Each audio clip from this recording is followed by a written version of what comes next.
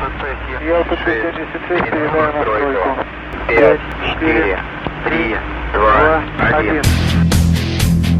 to Season 4 of the Talking Lead AK KORNER, proudly presented by Sentry Arms. Easy squeezy. Check this out. Zoom. Here's somebody. Alright, hey. Look who it is. It's Mike. Hey, how are you? I'm good. How are you, bud? You see that? Yeah. That's the What is it? Smith & Wesson. Oh, it's the Smith one, yeah. The bullpup. Smith Pump. I forgot what they call that. When they copied off the KSG? Yeah. Yeah. I got to go to Gun Sight a couple of weeks ago, and we ran this, the Saint, and the Polymer 80 handgun.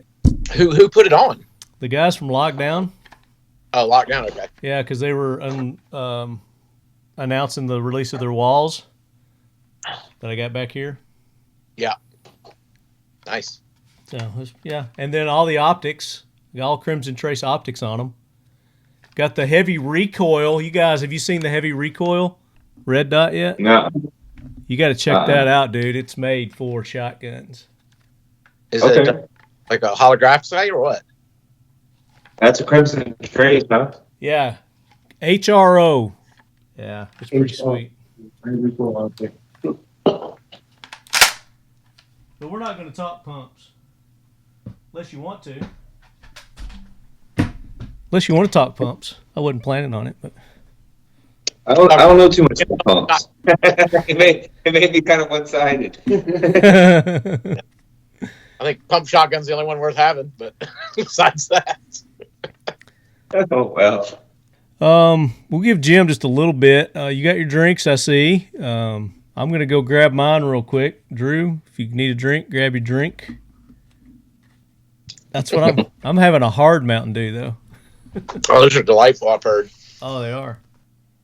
Did y'all do Red October? We did not travel for Red October. This year, like for the last 6 months or so, it's been pretty low travel for us because of moving on to this new property and moving our business over here and just everything related to all that. Like we usually travel to about a dozen 3-gun competitions and other various action shooting competitions a year, and this year we only did about 8, but we do 12 to 15 normally. So sure. But anyways, we're heading out on Wednesday night to South Carolina to shoot a 3-gun match called Fall Brawl. Ooh. It's taking the weekend of Fort Benning multi-gun because Fort Benning canceled this year, unfortunately. So. Oh. Yeah. Sounds fun, though. Yeah. Anyways, that's what we do. That's our main thing is 3-gun and competition-oriented shotguns. Although we do have diversified a lot in the last couple of years, but what we really care about, or what we're really passionate about, I guess is a better word, is competition-oriented action shooting. So. Now, are you guys running in those competitions yourselves? Oh yeah, that's why we do it. I mean, but no, we actually that's what we enjoy. That's our hobby and what we enjoy, and then that's how we meet a lot of our customers, and we get that personal connection because it's a great way to feature your product, isn't it?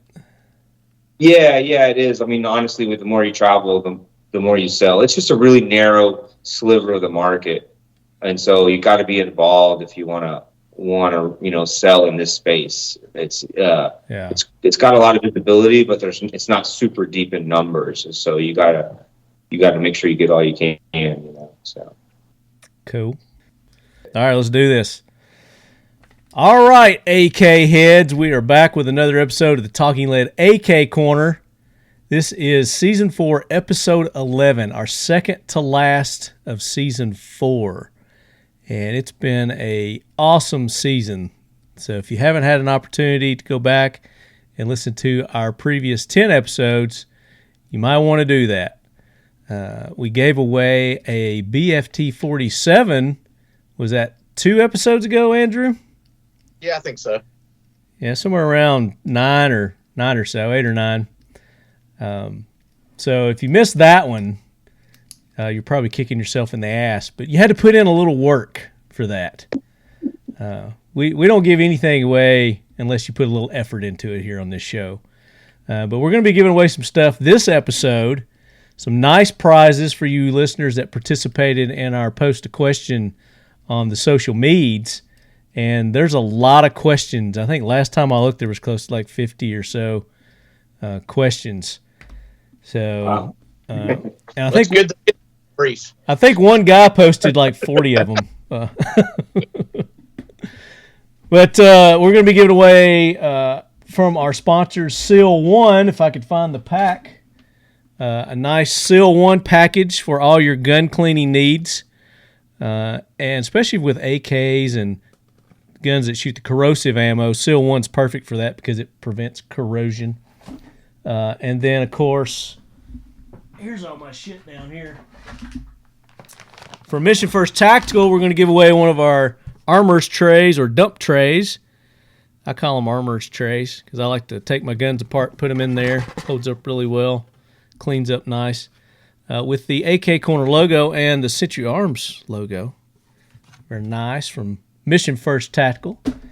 And then Drew with Century Arms is coming back swinging with some awesome prizes. Drew, tell them what Century Arms is going to be giving away this episode. This episode, we're going to do a 10-pack of U.S. Palm mags, but this one's a little bit different. We're going to include one of our limited edition banana mags. Ooh. And one of a super limited edition alien green mag with alien U.S. Palm patch, which you can only purchase from Classic Firearms. It's an exclusive they have. Wow. Whoever the winner is going to get one each of those limited edition mags with patches, and then 8 additional U.S. Palm mags to go with it for 10 total. A 10-pack of awesome U.S. Palm mags. That's sweet. I don't even have one of those alien ones. I don't either, Marty. I designed them, and I don't even have one. Right?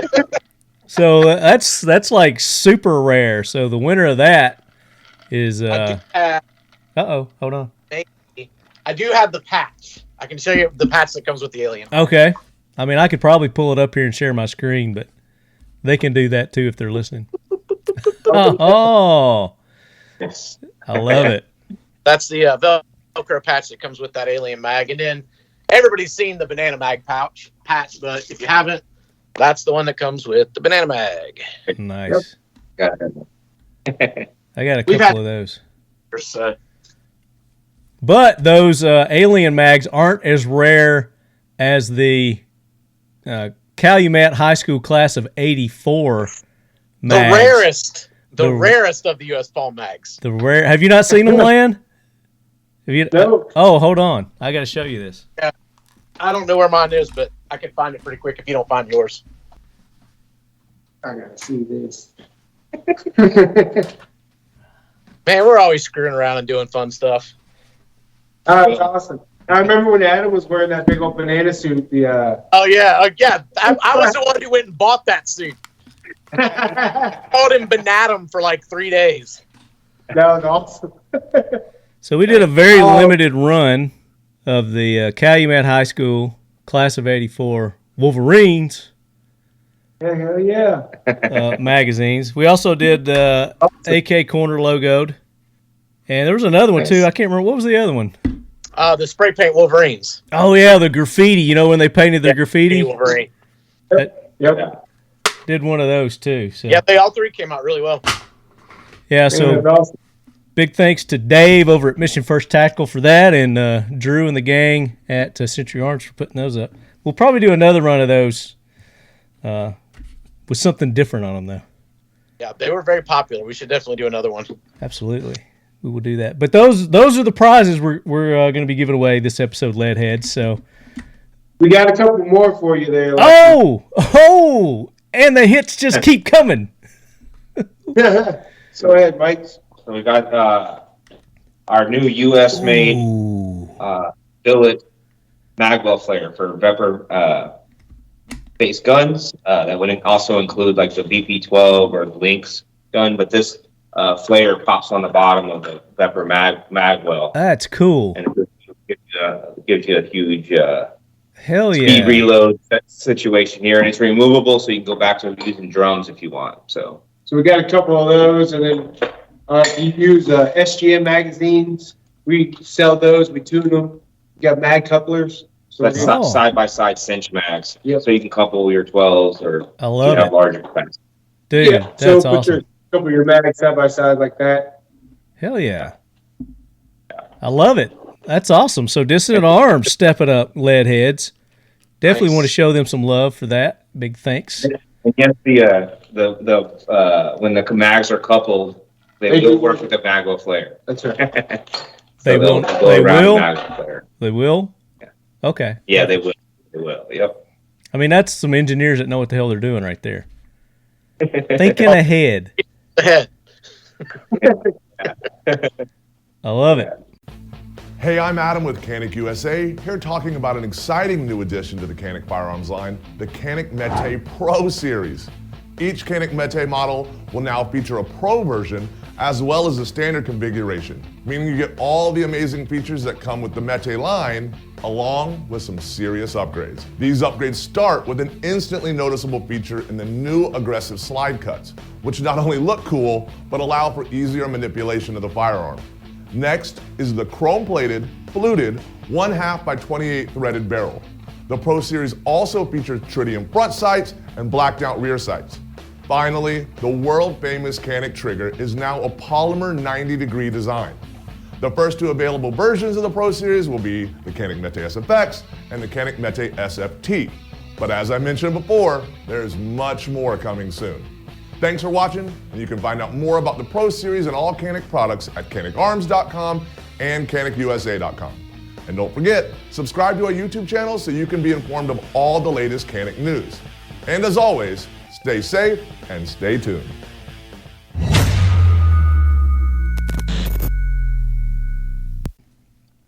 All right. So, am I forgetting anything? Oh, and we've got another big announcement. Do you want to do it now or we want to save it? You tell me, buddy. It's your show.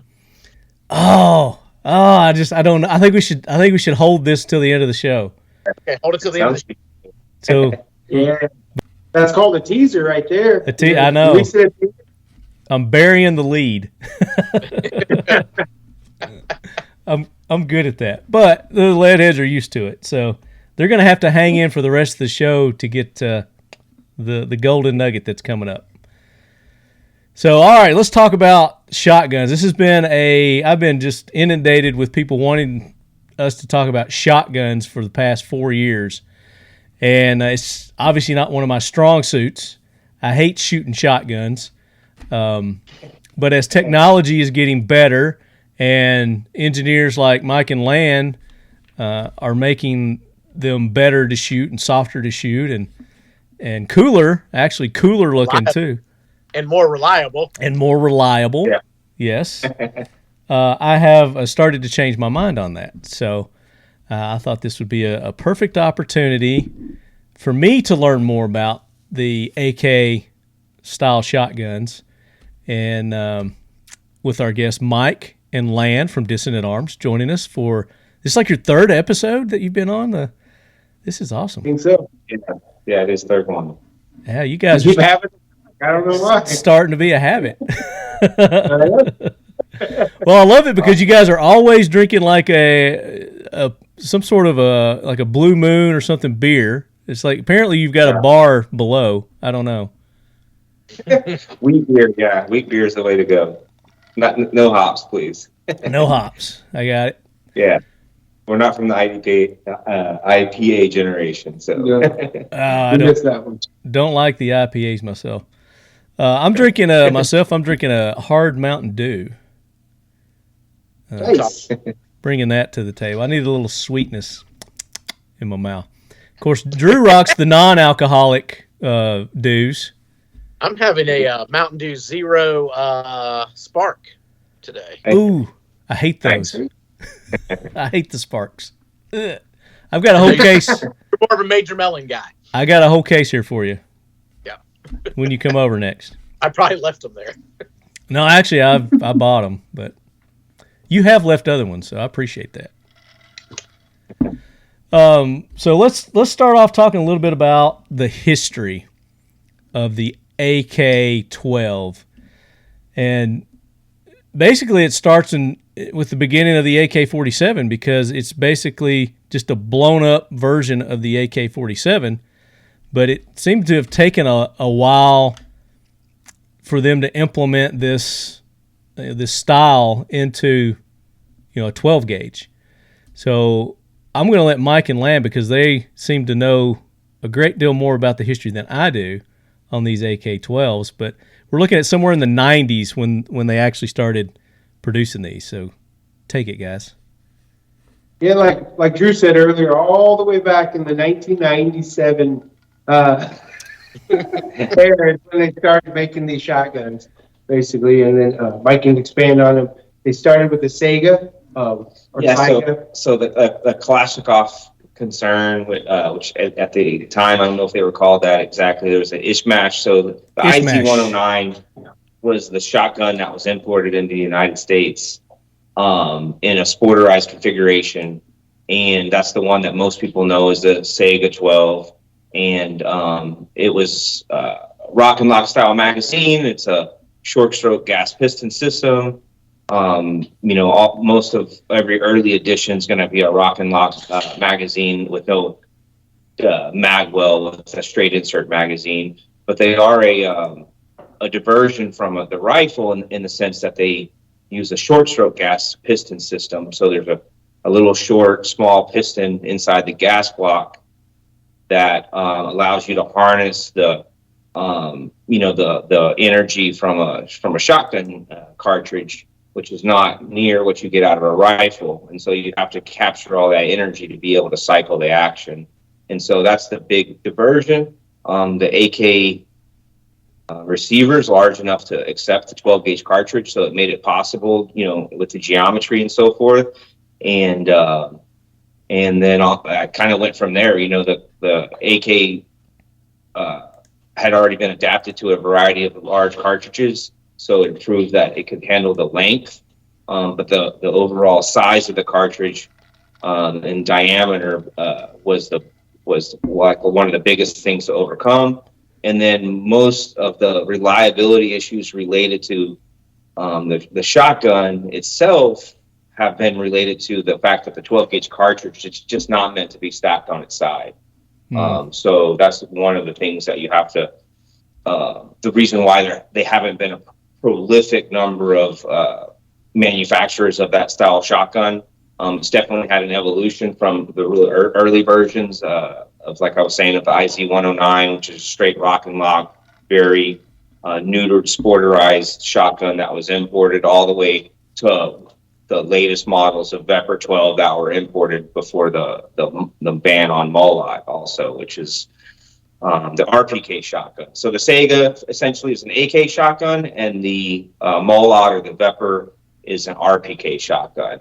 And it's just basically the style receiver, the style trunnion that it's built around. But again, the 12 gauge cartridge is the biggest holdup to the whole thing being a awesome system. Did the first one have that bolt interrupt system in it, the Saiga? Well, they had a manual bolt hold open in the Saiga. It's not a last round bolt hold open. So this is not quite an IZ-109, but the early guns had rock and lock mags, and so this is a Saiga based gun. So I had adjustable gas regulator, two position, high low. Yep, 2-position, rock and lock magazine. There's a piston inside here. And so what that does is it creates a small chamber, so it can capture that gas, make enough pressure to cycle the system, and then that pushes a puck back, which strikes the operation or op rod, and then that cycles the bolt back. And so that's why it's called a short stroke system. Yeah, there's just not enough pressure here to harness it and push it straight on the end of the piston like it is on it, or of the op rod like it is on a rifle. The rifles have a surplus of energy, surplus of gas, and the shotguns have basically just enough. But this one's got like an AK-100 style folder on it, thing like things like that. So it's one of the variations that were imported. And they typically had the optics rail mount on the side too. Yeah, so these have the side rail on the side. Yeah. Yeah. So I've got So this is one of these. Yep. This is the KUSA, they call it the Comrade. yeah. And, And that's an analog. I mean, the receiver and the action is an analog of essentially the original Saiga 12. So Right. that analog design was based around that, early Saiga 12. yeah. Kept the rocket lock. Man, I saw that stuff. Rock and lock. So I'll throw this out. I worked for RWC for quite some time, and then later for All right. USA before I worked for Century Arms. So I've been Nice. very, very familiar with the IZ series of the Saigas. I sold Saigas up until they were banned, and then sold the Kalashnikov shotguns after that. But as far as like everything we're talking about is absolutely correct. The IZs 109s, which is what everyone refers to, the Saiga or Saiga 12s, are all rocket locks. But that design was constant. They never went away from a rocket lock mag for any of the Saiga shotguns. They were always rocket lock mags. The Molot Veper or Veper-12s, obviously being an RPK different, has a different type of mag. But I would say just like a funny little piece of information that a lot of people here don't know is that the Molot Veper, about 95% of that was actually manufactured at Izzy and parts shipped over to be assembled at Molot. And because they made two competing designs, but at the end of the day, Izzy was the one who actually made almost the entire gun. And they were just assembled at Molot, which is kind of an interesting thing because in America, we saw them as highly competitive products. Like you either like, or you like Veper, you like Saiga, you like Veper. At the end of the day, it was the same company selling both, which was kind of an interesting little bit of debate. And because of that, they were allowed to import into the United States way after RWC or Kalashnikov was allowed to, because the U.S. government didn't realize that the guns were actually manufactured at the then, banned from importation Izzy factory. I don't know how they figured it out, but eventually one day there was a letter written and said, "Hey, no more of these Vepers can come in either." So yeah, it was kind of an interesting turn of events there when the Russian bans all went down. Thanks, Yeah, Obama. that bit of history that you dropped there was basically what kind of turned on and turned off, our supply of Vepers. And so we were in for us as a company kind of after the Saiga ban, but while Vepers were still available. And then, we went so hard on them that we still have some today, but we had to ride that unfortunate, wave of they're gone. Well, now what's still here in the United States is available, and shotguns just weren't as popular as the rifles. And so the rifles evaporated quickly, and the shotguns just took a bit longer to actually, fall out of inventory everywhere. And so, unfortunately, you're absolutely right. There are no more coming in the United States, but for some period of time, and the one reason why that honestly the face of 3 gun was changed is because the availability of the Molot Veper for the last like 7 years, until the ban happened, about 4 years back or whatever it was. Yep. Yeah. But yeah, it was a sad day for all AK shooters. But Very much so. Yeah. So it's definitely, prompted a huge change in the market, and, it's hard to say exactly where it'll all go, but it's got to be, all domestic, or at least a large portion domestic, moving forward. It's just the way it's going to be. Yep. Yeah. So here's for our video audience, I've got a picture of the Veper in. So major differences between the another little piece of history here about the Saiga is that it's named after the Saiga antelope. Yep. Did you guys know that? It was originally only allowed into the country as a sporting weapon, so they named it after. Here's a transition model. Here's a transition model right here. So this actually is a Saiga trunnion Saiga mark gun, but it has a Veper style, what you would consider a Veper style magwell. Mm-hmm. This was a very limited import through Legion. I mean, guys may at RWC may have had some of these also. Yeah. But instead of having an RPK, front end on it, it's got the AK front end. It didn't have the Picatinny gas block on it, but it took straight insert magazines. It does have actually this one does not have the last round bolt open system, but it does have the hinge style dust cover, so it's hinged and attached here. It is a straight insert mag, but this isn't like your normal Veper mag. It's got a slightly different geometry and different design to it. But this is a transition from the Rock and Lock Saiga into straight Veper based guns that had that style mag row. So. Yeah, it was wild, man. There was so many different Saiga variants, and the pistol grip ones and those shotguns were never imported in that fashion. Lots of different companies bought the straight IZs from, honestly, for me, a lot of them. I sold. But to do the conversions to them, and then of course RWC also did in-house conversions, and not like just changing furniture like a lot of people think. You actually had to move trigger guards. There's a lot more to it than just slapping different furniture on the guns. And That's right. I just want to talk about that real quick, just for people who still have the old straight guns. I still, see it pop up on boards. We sold a lot of these shotguns into the market, and a lot of them are still sitting in cardboard boxes with the original straight sporterized configurations. So people do pop up, and they want to, do the conversions to those guns. It's not incredibly hard. It is something that, a semi-handy guy can do. So don't be frightened of it necessarily. But there are places like Dissident that you can get these kind of parts. The OG guy who first really started doing it was Carolina Shooting Products out of Charlotte. He was one of the first guys you could find on the internet that sold like pieces and adapters and little parts to kind of fix some of the issues. He really made a lot of stuff for the Lynx, the really shitty Chinese ones, the Lynx ones that came in. He actually made parts that you could change out to make those run really well. But yeah, so if you have one of the old IZs, you see these pictures and you see the stuff we're showing on the video screen, but yours doesn't look like that. You can make it look like that. It's very doable, and there still are parts out there available to do it. And I know a lot of lead heads, especially guys who are listening to the AK Corner, are guys that like to tool around with their stuff. So yeah, it's not crazy hard. It's not crazy easy. But yeah, if you can build your own AK, you can 100% do it. But I think if you're just pretty handy, you guys can do those conversions yourself.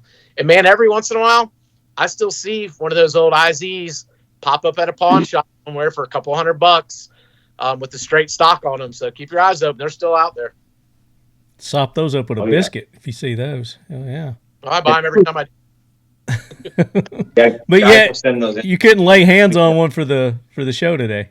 Oh, Marty, you've been to my house. Yeah, I know it's a mess. Well, it's not just that; it's just that I have all my safes filled like cordwood. They're just stacked with cordwood. It's like Jenga. Yeah, it's not the most efficient, but it works. Yeah.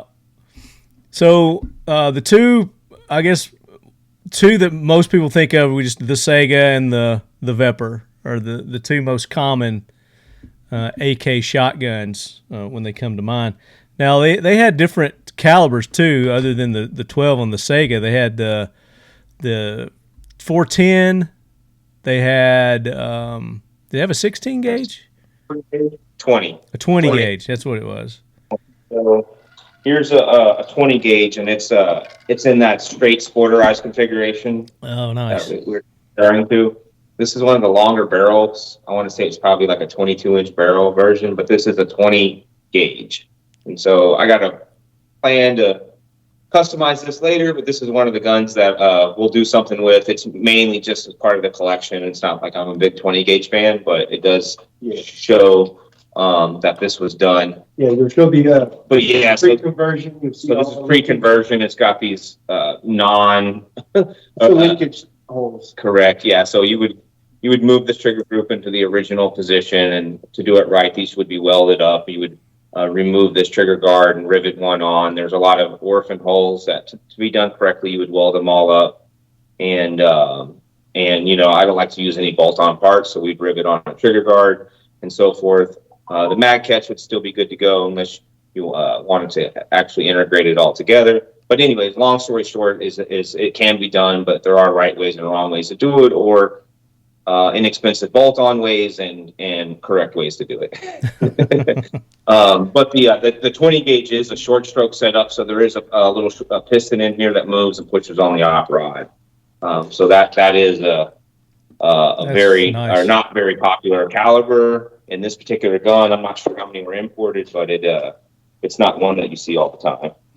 Now, at Dissident, are you guys taking other people's? Can people send you their guns and you guys can customize them for them, or are you just doing your own thing and then selling them?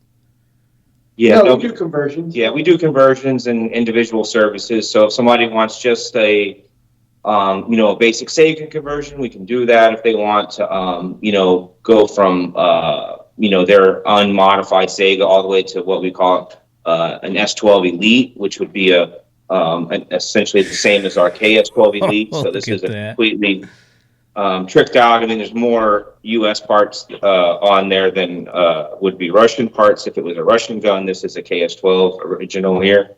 So what we did here was to make it competition friendly. We took a rock and lock based receiver. We machined it to where it could accept magazines, so you can just straight insert the magazine quickly like that.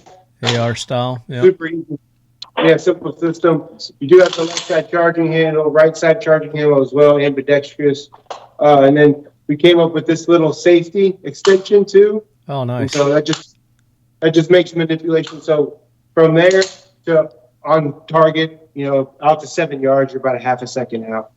So. But guys, we have like models that we can do a conversion on, or if you're wanting your gun just to be somewhere in between one of our elite models or a basic conversion, we have they're basically gun builders for each of the top style shotguns, and you would take your whatever style shotgun that you have, and you would choose what services you want done to it, and so basically kind of you get a la somewhere carte kind of deal. You can say, I want this, but I don't want that done to it. Yeah, and then there's some built-in discounts there, so you get the largest discount, of course, in the full packages. But we do a little bit of everything.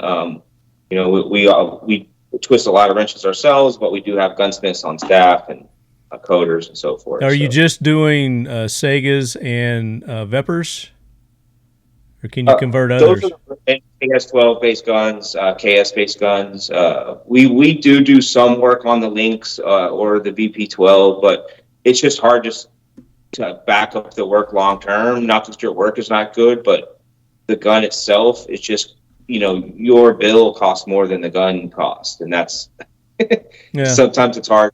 That's the reason we can't build on the gun. It's just the imported guns are overly hard metal in most cases. In most cases, the guns are Russian based guns are overbuilt as far as the metallurgy and just the hardness of metal and material. They're just lacking some of the design. So they're using a design that was never originally done on SolidWorks, that wasn't used in modeling and so forth. And so the design itself of the imported guns lacks what maybe you would get in a U.S. gun. But some of the U.S. guns, unfortunately, they're using steel that's just good enough, not past good enough. And what's an example of a U.S. gun? Well, that's the case with some of the Turkish guns and the Chinese guns too. It's the metallurgy, right? So the bolt carriers break, things like that. And so for the I don't want to say the layman, but the regular, gun enthusiast and gun owner, you can shoot 5,000 rounds in a lifetime.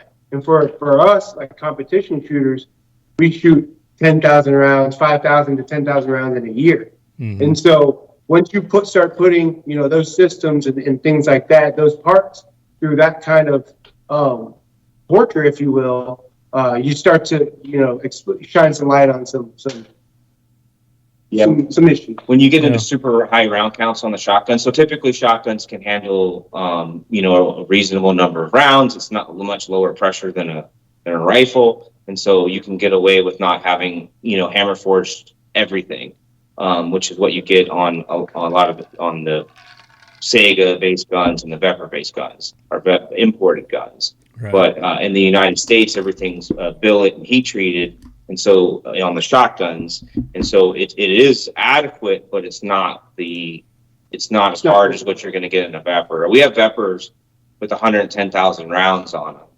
I mean, you'll never break the gun because there's nothing there to break, and the gun can't be shot out because the bore is a smooth bore, and a lot of the inefficiencies of the gun were related to the action kind of beating itself up over time. So if you take those out of the system, the gun itself is essentially a lifetime gun.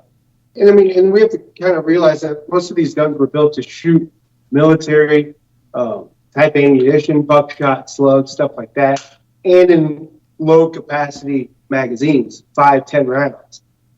Even 12-round mags is considered a low cap mag.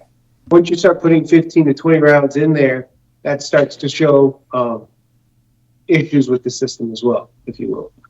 Yeah. And what about the drum mags? Drums. Look at the instructions. They say run 1,300 feet per second minimum. Yeah. So they want you to put some heavy loads in there, right? Yeah. So the drums, I mean, That's why we got the drums, adjustable gas too on some of those. Yeah, right? Yeah. So the Saiga has a 1-2 position or a high-low, and it's basically, we just call it full gas and half gas. And then there are some ones that have like multiple settings, or TAC 47 makes an auto plug for it, which has a spring in it that allows a certain amount of gas to escape depending on how you have it set and so forth. And the Veper-based guns are actually a fixed gas system, even though they market them as a auto-adjusting or self-regulating gas system. The truth is that they're just fixed gas system with it's a longer. The gas block is further away from the cartridge, and so it's a longer gas system. It's lower pressure, but it's a lot more volume with the way it's set up. And so they just picked a happier medium between the high and the low. So Vepers will typically out of the box will cycle lower brass ammunition than a Saiga out of the box will, and still handle high brass without beating itself up, without having a 1-2 or high-low setting. But the truth of the matter is the Saigas will cycle lower brass ammunition once they're tuned, typically without overgassing them, is where the Veper usually likes something a little bit hotter because of the length of the gas system. But you don't get the front clean out and a couple of the other things that you get in a Saiga. So they both have their high points and their not so high points. But if you could mix the two together, you could kind of come up with something. Have you? Guys are here for. Yeah, right. All in good time. It takes a lot to build a gun from the ground up. It does. Yeah, it takes a hell of a lot. Yeah. Yeah. So you were all in mentioning, good time, Yeah. you were mentioning earlier, other like American made. What are some American made? I mean, the KS12 is the only one that's American made. Yeah, what there's about really one player? JTS? JTS is it's a foreign made. I think it's Turkish. Yeah, and it's not an analog. It's its own kind of gun. JTS is not American. Parts.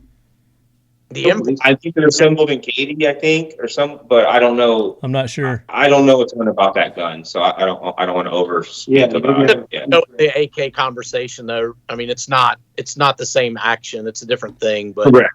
That's correct. Look, it has a look like that, but it's not the same animal. Really. That's right. Oh, it has a different. It's not the short stroke piston gas. JTS, I think. In the JTS, the clone of the Vector? Here, let me pull it up. It looks like it, but again, it just because it may look like a Vapor doesn't mean it shares the magazine. It doesn't mean it shares a direct fire control group, or it shares an individual part at all on the gun. That doesn't mean much of anything if it looks like it. But we don't have much experience with those. I mean, we've like Mike was saying, we've messed with the SDS, the Lynx imports, which in some ways is not a direct analog. In some ways, it's definitely copied more. I'll pull it up. Here's the MK12 AK semi-auto 12 gauge. Let's see if it tells us anything. Chrome line, 4 position gas system. Let's see if there's pictures of the inside here. There's the gas system. Not really showing us the guts, but it's got a... Some of these guns will do perfectly fine with the 5-round mag that they come with, but to find any upgrade parts for them or to have do well with a large capacity magazine from us, if you could get it to fit in the mag well, would probably not go so well.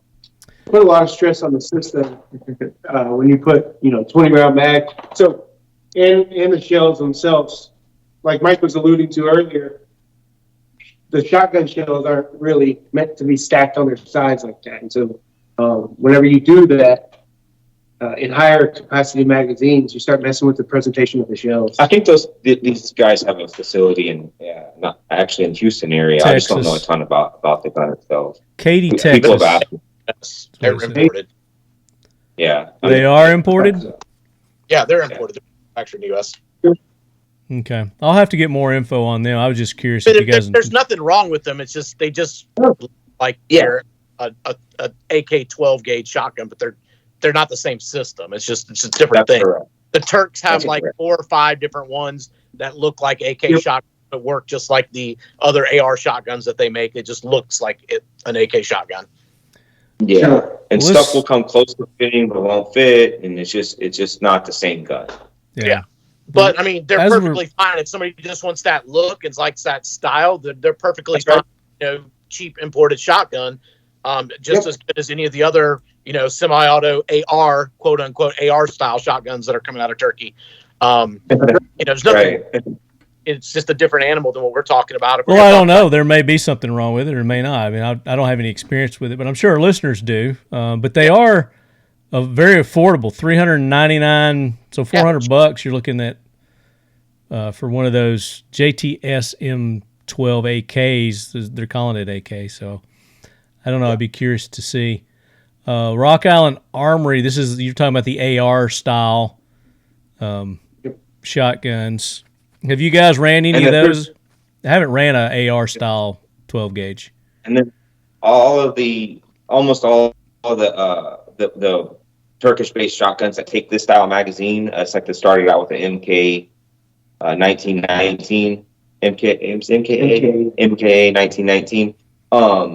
They are all essentially a tube style shotgun. The gas system in them is a radial gas system. It's essentially a tube gun. They unscrew from the front, but it looks like an AR-esque kind of thing going on with it. And so those are completely different gas system in action than any shotgun or any AK-based shotgun. Right. So let's talk a little bit about obviously the operating system of this versus, say, the Benelli, inertia versus the gas system, and kind of some pros and cons that you get into between the two. Well, you could never do this. Well, I say never do this. So there are recoil operated box fed shotguns now out there. In my opinion, you're going to have a problem running the largest variety of shells with not having a gas system, and then also the using it for breaching and a lot of other things. If your barrel moves on it, which is like some of the recoil operated gun, like the Gen 12, which is supposedly an AR style shotgun, but its barrel moves on it when it unlocks. So there's so many different ways to kind of slice it. I prefer gas guns over. They are softer shooting typically. You're going to have less recoil. Less recoil means faster follow-up shots. Our race guns, everything designed on our race guns is built around not making the dot move. Not necessarily the lowest recoil possible, but a very linear recoil that's very manageable, repeatable, and predictable, and then the least amount of dot movement of the gun. And that we've literally tested every style gun. So Benelli in competition, setting. So Benelli's really long tubes on them. Benelli's with speed loaders that you push the sticks in, like Jerry Mitchell uses. Boarded barrels, mid-barrel comps. The Turkish style, AR shotguns. There's a Benelli with a turret system made by Mark Roth at RCI that has a turret system that rotates on the Benelli. But all of those become cumbersome. There's just lots of different things that you give up with one system versus another system. So if you're talking about, I want to shoot is like literally 5 pounds of lead downrange within seconds, there's nothing that can beat a box style gas AK system. action. Yeah. There's really nothing that can beat it. There's nothing. So the number one shotgun in the world is a Dissident Arms KO-12. It was proved in France in 2019 by Josh Frelick. He's the world shotgun champion. He beat everybody in the world with one of our shotguns. He shot 110,000 rounds through a gun in 11 months to prepare for the world shoot, and then went there and as an unknown essentially and beat everybody in the world with a second gun. Holy shit! 110,000 rounds. He's a guy that likes to practice a lot, and he got really That's good. more than 50 people or 100 people will shoot in a lifetime. And that's one of the reasons why we went really behind the Veper platform a lot, is because it proved itself as a durable gun that could not only give you the 3 things we look for. We look for in-match reliability, match-to-match durability, and then the longevity of the shotgun. So season to season, year to year longevity. And so those 3 things right there allow us to say, well, we're going to put a lot into this gun. It's going to have a price tag attached to it, but it's going to perform. It's going to perform at the highest level, and it also will maintain its value and be serviceable for a lifetime. And so those things allowed us to really propel the gun to a higher level than would have been possible if the gun didn't have the ability to do that. And so, and then competition itself is something that really pushes things to the limits, but you're allowed to still fail, as where something straight military oriented and things like that, you have to have ultimate amount of reliability. There's no reshoots. Your life is on the line. There's no reshoots allowed, right? But we also proved that with those competitions and super high round counts, that the gun could be used as a working gun. Typically shotguns aren't primaries, they're some type of secondary gun, breaching gun or crowd control and things like that. But at the same time, we took everything we knew about the gun and we shrunk it down into our 8-inch gun here. And so this right here is internally choked and has a micro gas system on it. But this is a completely gas operated gun that will shoot upside down with your pinky on a drum breaching doors. So it literally will run anything. So that's a 20-round mag, and this is the gun. Wow. So badass. That's awesome. Now, with the the importation ban that hit a few years ago, did you find it hard to get the guns to work on? So at the time, we were really concerned with we were guys with day jobs still at the time, and so this wasn't our business that we had to make it on, and so we were concerned with it. We wanted to have the guns long term, and so we started purchasing Vepers at the time, basically as many as we could afford. As whatever we made as a company just got put into more guns, and then that without getting to all the details, that rolled into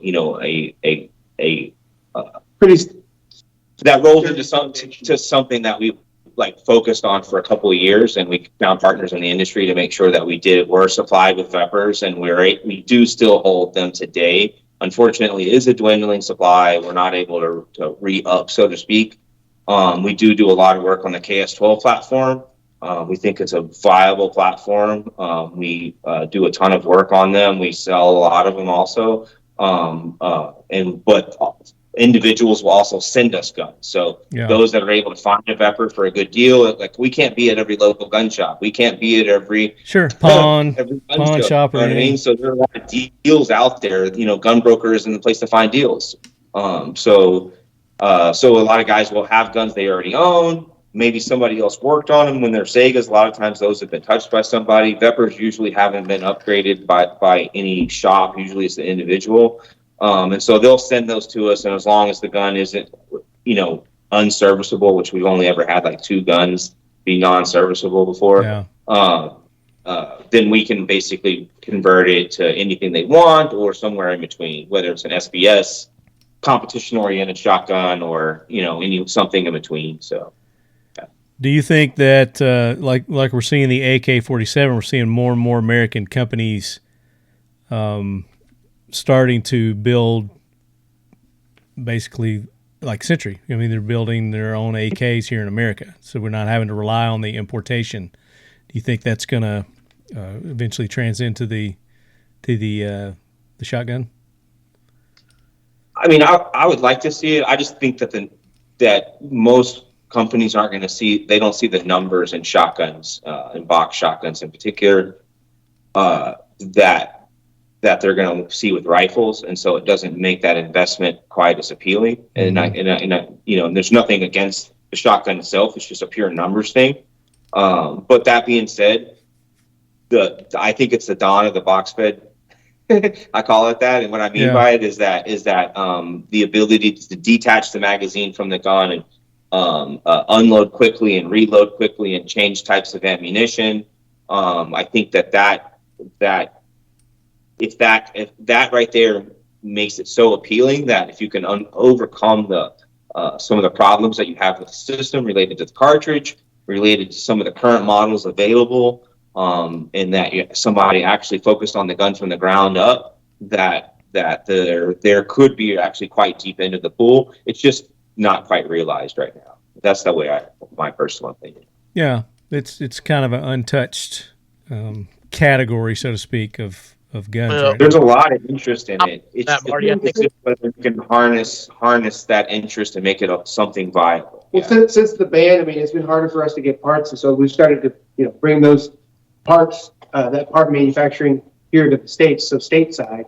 Mm-hmm. And so eventually it's going to build up into an entire shotgun itself. And then we've, and it's no huge secret because we've been on some social media and all that, but we've been in talks with Federal about designing ammunition that's really durable, that's designed for a box gun, but designed just to be durable in general. Because, for instance, military style buckshot, LEO buckshot's designed to be loaded and reloaded and loaded and reloaded out of the gun, racked out, racked out, put back in, and then not have pellets fall out. Well, a lot of those things, if you bring that into birdshot, which isn't typically done, then now we have something that's potentially more reliable in a box gun.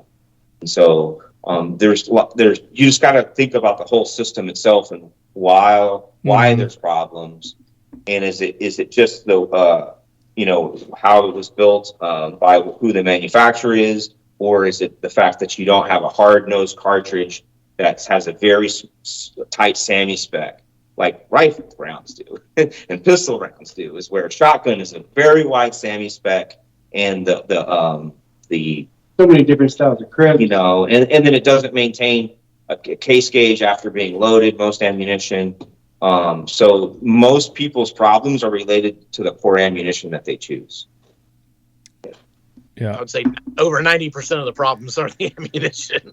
Yeah. Shitty magazines. It's just part of the problem, and we call it tier 1 ammunition. So we give our full warranty, our full reliability, all on tier 1 ammo. We basically take one step back from that and introduce a 1 in 100 malfunction when you start using tier 2 ammo, and then you use tier 3 ammo or below, then you're just talking about a shit show. You don't even use it. Or basically, if you want to use 12 round mags with tier 2 ammo, you're going to have ultimate reliability also. But if you want to use really, really big mags, you want to use drums, you're going to have to use the best ammo available. And not necessarily the most powerful ammo, but the best hull quality, the actual plastic part of the shell. So makes sense.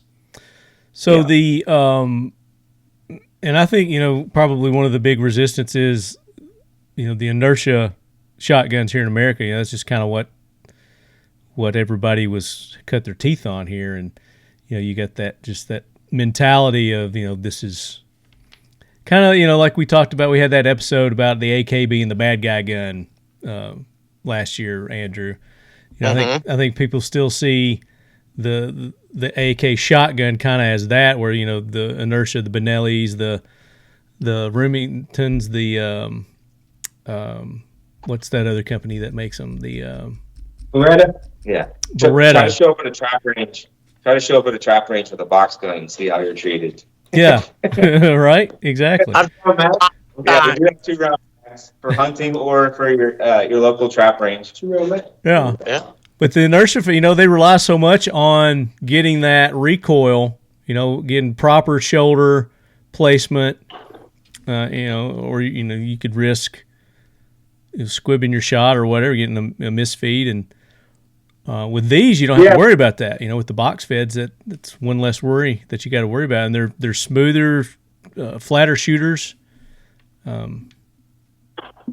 So I think they're going to take off. I think once people start using them more for the traditional type hunting and whatnot, then that's where they're really going to take off. I think we'll see, Marty, because we sold, I don't know, probably 1.5 million box fed shotguns in the last year. Mm-hmm. Literally, I'm not even being sarcastic. So if there's ever a time for box fed shotguns to ever take off or ever catch on, it's right now. But you got to look at how many that versus the inertia ones. There's probably 20, 30 million of those sold. No, not that many. But I'm just talking about just last year. But I think my point more is that the issue is we sold tons and tons and tons and tons of box fed shotguns, and most of them are crap. So let me ask you this: what's Century selling? Is going to do the opposite effect. People are going to associate box fed shotguns with the lack of reliability. Obviously, I sell them. I sold them. I love them. I have tons of them. I'm a huge fan. I love the Dissident Arms stuff. Everything I've seen that they make is incredible. And they're 100% correct. You're not going to find a faster, better shooting semi-automatic shotgun. I don't even say box fed. I mean semi-automatic shotgun, period. That's going to keep up or shoot with this style shotgun. But unfortunately, it's still kind of a niche market. When you talk about why aren't a bunch of American companies making these guns, it's because the KS-12 is a great shotgun, works fantastic. And they sell them. People are happy. People that want that style gun buy it. You can pretty much walk in any decent-sized gun shop in the United States, and they have probably 1 or 2 on the shelf. Well, and I'm not saying a bunch of I'm just saying, it starts small. Yeah, but what I'm saying is, just like the AK did, and we've seen a resurgence in the AK now. It's just a big renaissance with the AK-47 these days, and I think that's what we're looking at with the AK shotguns. Is we're 20 years back with it, like we were with the AK-47 20 years ago or so, and it'll probably exponentially catch up quicker than than the AK-47 caught on. I think. In my opinion, it's the importance. I think because the AK-47 is having that kind of renaissance, like you're saying, it's going to open the door for the shotgun. Because a lot of times we hear, like when we started doing the conversions and customization, a lot of people would ask, well, can you put AR style controls on it? Because that was the barrier. They wanted AR style controls because they were familiar with that. Yeah. But now that a lot of people have the AKs, they are familiar with the type of safeties and mag releases and stuff like that. I think that does open the door for the shotguns because, sure. I mean, as long as, and to what Drew alluded to, if you can show that there is a reliable system out there, that puts the fun back into it. Because nobody likes to go to the range and dig around with a gun that won't shoot all day, right? But if you can go and have something that you're familiar with as far as controls, it's fun to shoot like a shotgun. I mean, you can shoot everything you shoot basically explodes. I mean, you can shoot a clay, it explodes. You can shoot all sorts of shit, really. And then, you can shoot steel up to, as close to as 7 yards. So, I mean, really, you can shoot anything with the shotgun. Drew's right, though. Everybody thinks that when you pull out a box gun, unless it's one of our guns, everybody thinks it's going to jam. I mean, just the way it is. Yeah. It's just going to take time to change that opinion. And correct. And then, that's my point. Yeah. Yeah. That's my point. That's why I was being so specific about that JS that JWS shotgun, Marty, JT, is because things like that are what's giving the real shit, like what Dissident's making and what Kalashnikov is making, a bad name. So that's why I didn't want to associate that gun with what we're talking about. Well, maybe, but I don't know anything about the JTS, so I don't know what they're doing. Or the JW, whatever the one you were showing. The JTS is the JTS. But anyway, that aside, you were talking about you with Century Arms have been selling box-fed shotguns. Is that correct? Oh God, yeah, we've sold all kinds of them. Imported. Like the the one I'm showing right here, the Catamount Fury, which is the Chinese version. So we sold the Catamounts. Obviously, there's the Lynx. There was the Jaguar. There's 4 or 5 different things. They're all coming from a couple different factories in China. Yeah. And those guns, just like they discussed earlier, definitely have metallurgical issues. They always there's a lot of conversion parts to make those guns run a lot better, but they pretty much won't shoot anything but high brass out of the box. So shotguns, I mean, like shotguns are easy to import, and so much comes out of Turkey and other countries that basically they're easy to import. They don't cost a ton to make. They make thousands of them a day of that particular model, or I say thousands a day, hundreds of them a day, and then it because they're making them so cheap and importing so many, they're not doing the platform any favors, and I agree with that point completely. Yeah. That's the point I was trying to make. Okay, well, I get that. That makes sense. And I drive home all the time because people will ask us, well, how come you guys don't make parts for the VR80, and how come you don't make parts for XYZ Turkish shotgun or Chinese shotgun? And it's because we're trying to make sure we still can save face when we see you next time, and so that's and so it's unfortunate, but at the same time we get it. I think that eventually it'll be overcome. But it's not going to be an easy thing to do. But essentially, if we're already manufacturing the parts that need to be replaced in that gun or in those guns, we should pour that effort and energy into making our own gun. And so that's basically what we're doing. Well, you're short one spring, you can't make your own gun, so you gotta be ready when you do that. Yeah, so. Gotta have those parts. Gotta have the backup to the backup when you do that.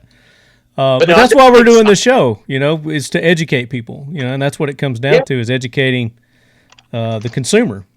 And you guys are doing an excellent job on that, by the way. So thank you. Thank you. And Drew, I kind of wanted to talk more about the Century Arms stuff. So talk about some of the other ones that you guys are importing. Currently, we're not importing any AK style 12 gauge shotguns at all. Okay. Just the last supplies. I don't want to get too much into it, but that's fine. Just not something we're interested in importing currently in the versions that are currently being made or available. Nothing currently that we want to import on that platform. That doesn't mean that something won't be coming down the line later. Sure. But just currently there's just everything's been inundated with certain style of shotgun, which we also import as well. We import the AR style. We have imported the AR style 12 gauge Turkish shotguns. We have imported the bullpup 12 gauge box fed shotguns. We have imported a lot of stuff. It became very popular. People want it. People buy it. That's what we do. We import stuff that people want to buy. We're not just an AK company. I know that's what we're associated with to a majority, but obviously, Marty, we import the AP5, which is a roller delay HK style pistol. We also import the Annex stuff. Canix obviously is a huge portion of what we do.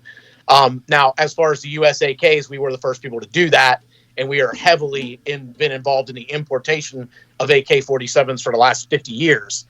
So we definitely are very involved in the AK market, but we're also involved in a lot of other stuff as well.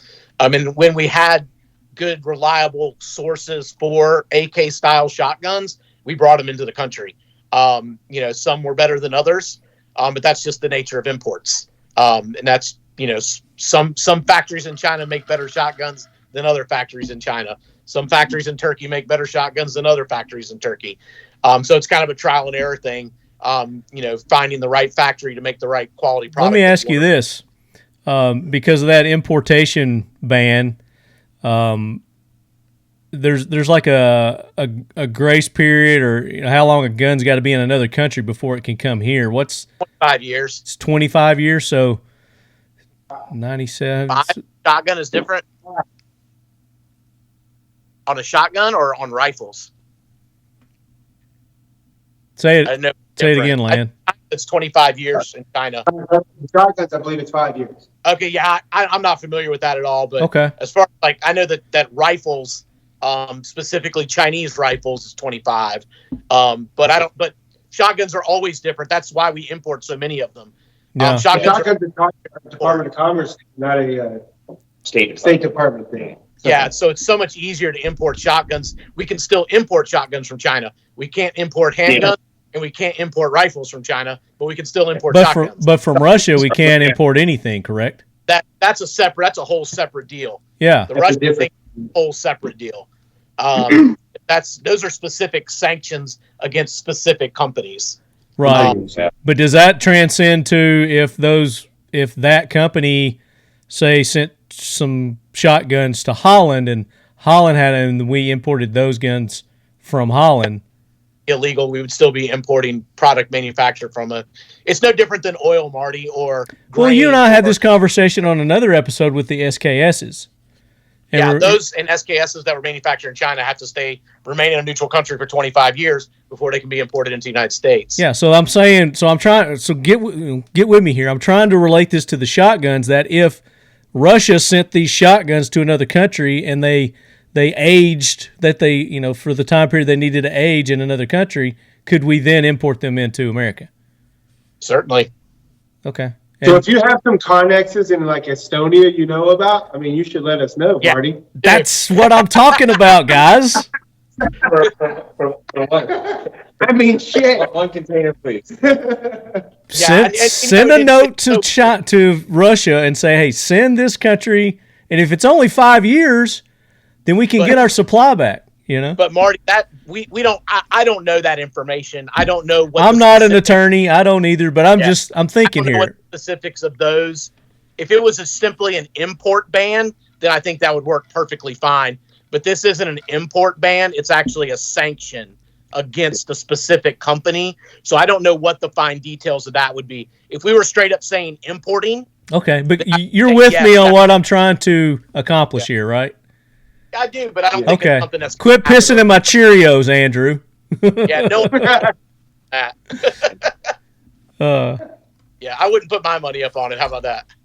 Well, that's what attorneys are for, so. Yeah. Talk to But anything's possible. I'm just trying to get these guys some more guns so they can keep making these awesome Dissident Arms. I've seen the stuff they built off the KS. It's pretty badass. Yep. So, yeah, I don't think they're going to build. I think that the stuff they've done on the KS-12 platform has been pretty phenomenal. Yeah, well, no doubt.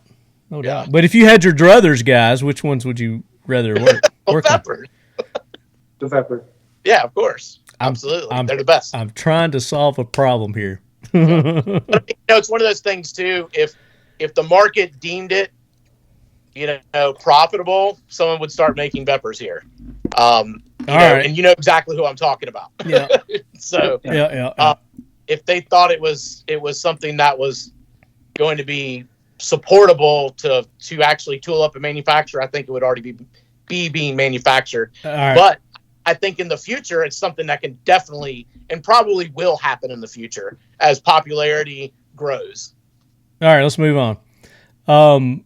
Anything else as far as the history or maybe some trivia or something that we should talk about before we get into the listener questions? Yeah, so we were talking about calibers. This is just one that I bought off Gunbroker a couple of years back, but this is a Sporterized 410. Ooh. But this still has a short stroke system in it. Oh, nice. So this is a 410 shotgun, but still with a short stroke system. And then this one here is interesting in the sense that it's a long stroke. So it's got a rifle style gas block, and it's just got an op rod which actually acts as the piston, just like a rifle does. And so because of the higher pressure you get out of a 410, this gun will operate with a long stroke piston system. So pretty interesting. And so this is I forgot exactly what Saiga model it is. But anyways, this is a Legion import. I forgot what the one exactly what they call it, but nice. But it's the 410 that's got the AK-100 look to it. And you're going to do a conversion on that one? That one's actually already converted up. So this one here, I mean, a Dissident Arms. You're going to do a Dissident Arms, and I'm going to turn this into something else here. So this will be a project done. The other one there is already done. Yeah, we'll probably leave those traditional. I got you. Yeah. You don't have to race everything. No, I think the 410 is the perfect round for or caliber for kids to get into shooting. See more of that. Founded in 2012, IWIUS is the USA-based subsidiary of Israel Weapon Industries Limited of Ramat Hasharon, Israel. The IWIUS line of products includes the Tavor X95, the Uzi Pro pistol and SMG, the Galil Ace line of firearms, and the belt-fed Negev line of light machine guns. IWI's mission is to bring the highest quality firearms with real world-proven reliability to the U.S. commercial and law enforcement market. IWI-US are proud sponsors of the Talking Lead AK Corner and the Lead Head Brigade. Check us out at www.iwi.us and on social media under IWI-US. All right, let's get into our questions here. And we got a bunch. And this is on Instagram. I'm going to the grams. And I'll just go newest first. So, AK shotguns. Why? Serious question. I think we talked about, some of the benefits. I mean, as far as auto-loading shotgun, in my opinion, it's the very best in the world, and in particular the Veper-12 platform. There are, if you're talking about box-style guns, the AK platform is the receiver that's the right size for the cartridge. So why AK shotguns? I mean, I'm not sure exactly why not. Yeah. Yeah. That's FPS Murdoch, and he is an AK guy. I think he's just trying to tell us something we already know there. Get us to say something we already knew. Kitzmiller, 3-gun. I think you guys know him. Oh, yeah. Veper-12, everything, he says. Flood munitions. How come my Saiga and KS-12 always have issues with low brass loads? I've tried different gas plugs, drums, and mags, and they are never reliable. What can I do to add reliability to these platforms? If you could read, go ahead. I said he needs to shoot it with a bunch of high brass. There you go. I was going to say, if he read the manufacturer's or the importer's instructions, that he's not using the proper ammunition. So if that doesn't work for him, using the proper ammunition, which it will, out of the correct size magazine, which was probably a 5-round, maybe a 10-round magazine that came with it, he will be most likely perfectly fine. So use military-grade ammunition out of a 5-round mag, and your gun will run. Now, if you want to use low brass ammunition, you want to use almost the cheapest stuff you can buy or the cheapest stuff you can buy, then you should send the gun to us and get our control and action tuning. The latter is what he needs to do. Done. And this guy, this Evan Floodman is his name, Flood Munitions. He was just on, is it History Channel's Mountain Men? The ultimate, ultimate marksman. He was just on episode 2 of that. So one of our listeners doing good stuff there. He was on with Colby, the guy who used to do Top Shot. Yeah. Okay. Yeah. He's that Colby guy's hosting it again. So if you get a chance, watch the episode. I'm not going to tell you how it turns out, but he did represent the Leadhead Brigade very well. So congratulations, Evan. He works at I can't remember which. I think he's somewhere in Texas, but he works at one of those outdoor warehouses. So he He knows a lot about guns. PPRN. Do the drum mags run reliably? So we offer a tuned drum it's an SGM drum. It's a 25 round drum. It holds an entire box of shells, and the manufacturer's instructions tell you to shoot 1300 FPS ammunition or above, which no one will actually read the instructions. So if you were to do that, most likely it would run reliably, and you would most likely need to use some decent ammunition. The truth is that most drums actually are less stressful on the shell itself because they hold the shell in a carousel, so the shell isn't stacked on top of one another. But they do get stacked on top of one another in the neck. So as they turn the corner in the drum, they stack in the neck, and then that's where they can get crushed or they can lose their feed angle. So as long as your drum can maintain the proper feed angle at the top, then yes, they will run reliably. If you use one of the tuned drums from us and have our control and action tuning, you can run low brass in a 25 round drum. So it all depends on if your setup is right. So very good. There are some really expensive drums that are imported that do run well, but they're super expensive. What are they called? They're like $600. Some of our listeners are rich.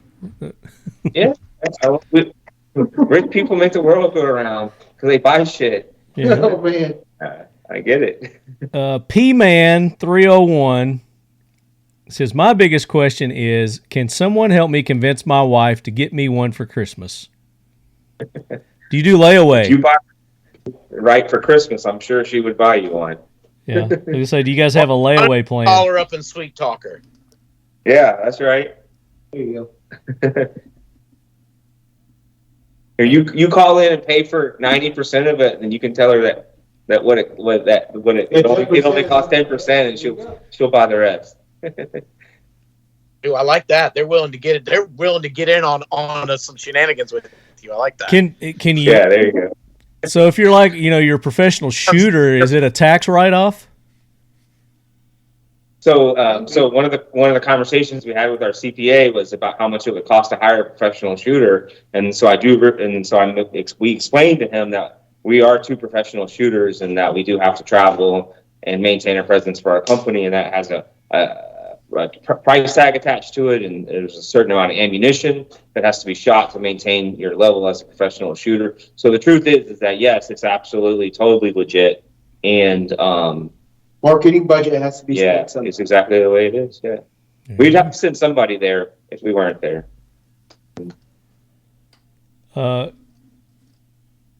Let's see. Brett Badow, please offer some tips on tuning a magazine. Talk about joining two mags together, which you've got a solution for that.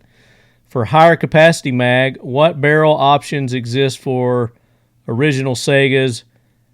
Better to change barrel or have original modified for screw-in chokes? Oh, and perfect timing, I recently picked up all original Saiga 12 that looks like it was hardly fired. Ooh, sounds like he's got something to send you guys. Okay. So the first one was mag tuning? Yeah, talk about some tips on mag tuning. Well, first of all, I'm not going to go into all the details because we do offer this service. So if you aren't able to accomplish, we do sell the mag coupler. We sell the spring, which we both manufacture. And then the magazines is essentially a 10-round magazine on the top. And this is a 12-round magazine with the top cut off of it. And so you would use your skills as a filer and a drummer to attach these together. And you would need to make sure that stuff was smooth in between it. Okay? And so you also want to make sure when you insert this magazine into the gun that it inserts easily, and you want to make sure it drops free when you press the magazine release. So those are the points that we and so we address. I am joking around a little bit, but we tune the feed lips. We do some internal modifications to make sure the follower moves through it, make sure that the shell itself moves through and presents correctly at the top. Shell presentation is the most important thing. So if your shell at the top looks like it's going to jump into the chamber, then you're good. If it looks like it's going to run into the bottom of the chamber, then you're bad. And so you should buy a coupler from us, and you should buy a spring from us and try it out. And if you have any trouble, then we can finish the job for you. And when he says tuning the feed lips, that basically addresses the smooth insertion and then the ability for the mag to drop free easily. Yeah, these come with really square corners, and they catch the stamp receivers really bad on the way in, so we do adjust those. And then what was the second part? Multi-part question there. Oh, let's see. I heard a question or something about the choking. So barrels aren't easy to come by. So whatever barrel you have, it can only get shorter, okay? Unless you want to make it longer by us permanently attaching a muzzle device, and then now it can become longer. But we can't actually make the bore longer. It's better to start with another gun. Unfortunately, the barrels aren't readily available. Now, as far as screw choking, we can pull the barrel from basically any of these guns, even the other imported Chinese guns, and we have choked them and reinstalled them. And so that's one of the main innovations that we've had with one of our partners, Riley Manufacturing, is we have a thin wall choke specifically manufactured for the Veper bore and for the Saiga bore. Sweet. And so these are both our series of chokes, specifically manufactured for the bore size and wall thickness to be able to have an internal thin wall choke installed and keep the factory external threading intact. So now you're able to run an external muzzle device, whether it's a compensator, a flash hider, suppressor, some type of door breacher, and still have a legitimate full-size choke. And these come all the way from cylinder bore, diffusion choke, all the way to triple X full. And, nice. And they shoot any lead shot ammunition. And we do have a version available if you want to shoot steel shot. Sweet. So, Brett, send that Saiga 12 that you just bought to them. And he's a competition shooter, too. He won he won the BFT 47, Andrew. That's the guy who won. Yeah. Century gave away some at Kalash Batch, so we know that gun. Yeah. Let's see. Guns, Oil, and Dirt. What's the best AK shotgun for 3-gun matches? I think we've just told you that. I mean, a Veper from us? Yeah. Yeah. Dissident Arms. Veper-12 that you send to us, or a KL12 that you buy from us. That's the best. Our KS12 Elite is an amazing shotgun. It's at a bit lower price point than than banned Veper. But we do stand behind both platforms, with a limited lifetime warranty. So. Yeah. He also asked, and a couple of people have asked this, what are the best AK 12 gauge magazines? So there's really only one player, and it's a good mag. It's not a great mag out of the bag, because it does come in a bag, not a box. But there's really only one player that's making these right now, and this is a SGM magazine. It's all polymer mag. It's actually quite durable. We do offer factory unmodified versions, of course, and then tuned versions. Our tuned versions come with lifetime warranties on them, so if you ever wear these mags out because you've shot so much or you dry fire so much, then we replace the magazine. So as far as the best magazines, it's tuned. That's a tuned Dissident Arms mag. Magazines just should be tuned. If you're going to use them in a competition setting, any high-end pistol mag is either tuned, or some of the guys now have finally got them right, but they've the high-end pistol mags, that is. But they've gone with their own dies and their own molds and stuff like that. So, if you're okay with a 5 or 10 round mag, the original Molot mags, they're great mags. Sets. But if you wanted something like, for us, standard capacity 12 round, 10 round mags, high capacity 15s or 20s, then SGM tactical, and then show the 15. The ones we So this is a 12 round SGM mag with our plus 3 base pad. So this is a Delrin machine base pad. that uses half of one of our inline couplers you get on the 20, and then an all Delrin base, and then you just reuse the same floor plate that comes on the mag.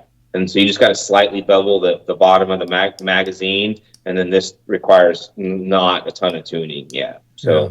But of course we do our top end work on our full version, but we do sell this +3 individually. Nice. So this takes a 12 round mag, makes a 15, which is really convenient mag. I don't know if anybody's going to ask this or not, but I'm going to go ahead while it's on my mind. Ammo. Which ammo do you guys prefer? So most buckshot ammunition is usually pretty durable. So if you're talking about in a self-defense situation or some type of non-birdshot ammo, slugs and buckshot usually feed better than most birdshot ammunition, just in general. Mm-hmm. But the truth of the matter is they're not a ton of top tier ammunition. So take any one of the major manufacturers of ammunition, and then you talk about what it's their most expensive ammunition. It's just the way it is. So Winchester AA, Winchester AA ammunition is by and large the best ammunition over the longest period of time, and it's one of the longest current and one of the longest standing brands and lines. So their hull quality is super hard. It's a smooth hull. And it's got a very good crimp on the end of it, and it maintains its ability to case gauge properly even after being loaded a few times. So yeah, the three components that we grade as far as making a tier 1 ammo, it's going to be hull quality, wad quality, and crimp quality. Yeah. So if the wad is really stable, that helps stabilize the actual sides of the shell itself, so the hull won't cave in when it's stacked on top of one another, or when the bolt rides over the top shell, it doesn't dip the case in, causing a slow feed. It's discontinued right now, but Federal Premium had their grand, but that's discontinued.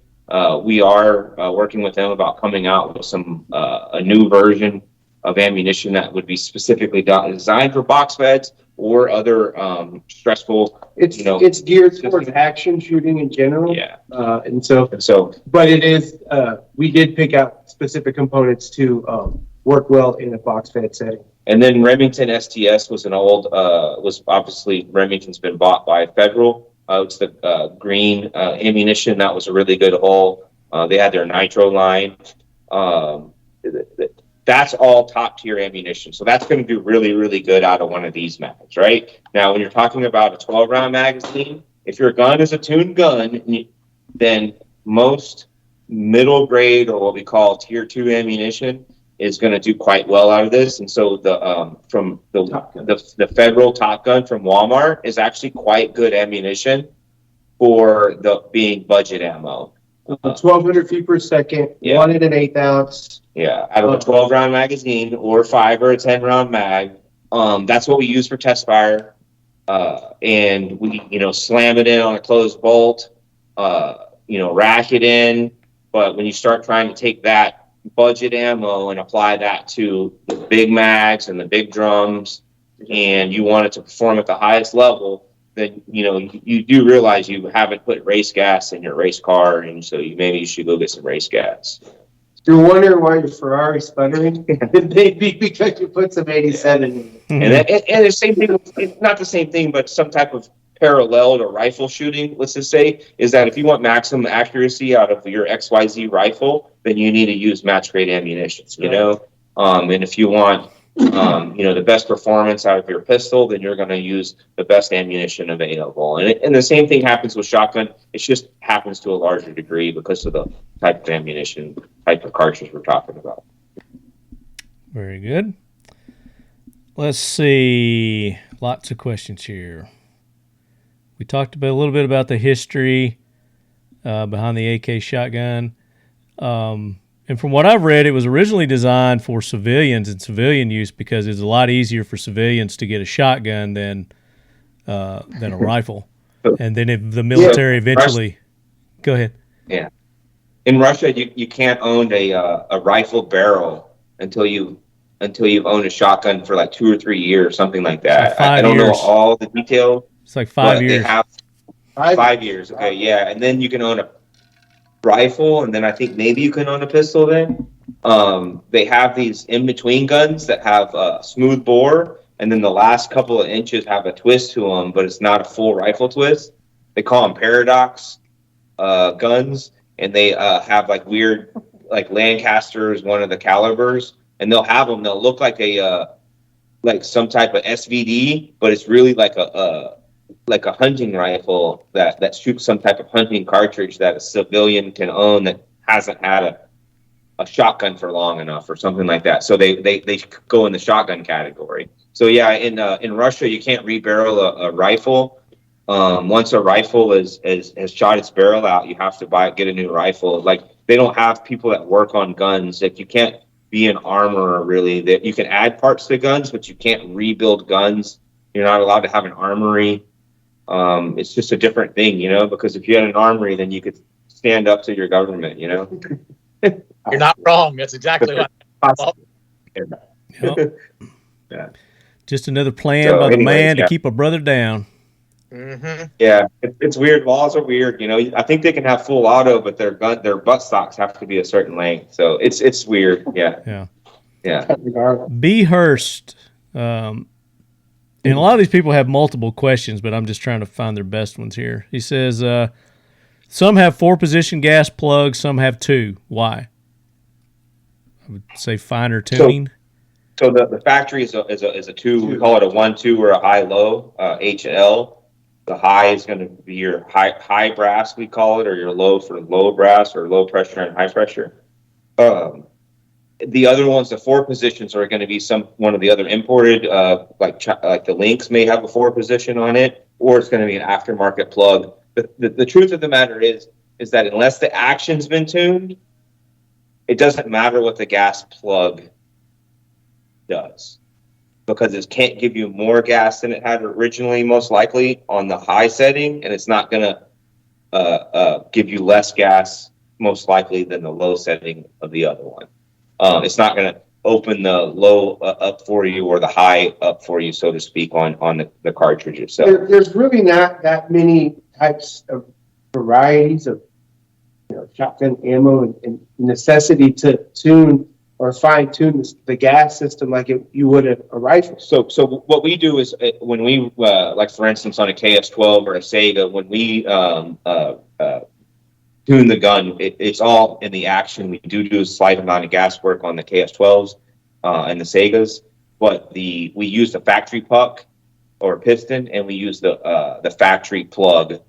We don't use any aftermarket ones, because that interaction between the piston itself and the tip of the op rod is extremely important that distance is maintained. Yeah, and if there's too much space, the puck or the piston will take a run at the op rod and smash it. And if there's not enough space, then it gives it a push, but not enough to cycle the gun right. So all of the lightweight pucks that you may see on some websites, and a lot of the multi-gas plug setting, all those are really just designed to sell you something. Now, if you have a fully tuned gun and you want a multi-position gas plug, that may give you a finer adjustment on certain things.